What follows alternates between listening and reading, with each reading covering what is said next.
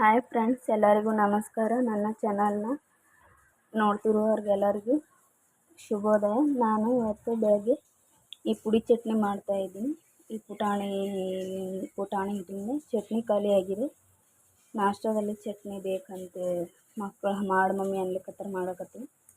ಒಂದು ಬಟ್ಲ ಪುಟಾಣಿ ತೊಗೊಂಡಿದ್ದೀನಿ. ನಾನು 2 ಕೊಬ್ಬರಿ ಒಳಗೆ ಒಂದು ಹೆರ್ಚ್ ಇಟ್ಕೊಂಡಿದ್ದೀನಿ. ಒಂದು ಸಾಕು ಅನಿಸ್ತು, ಇದನ್ನ ಬಿಟ್ಟಿದ್ದೀನಿ.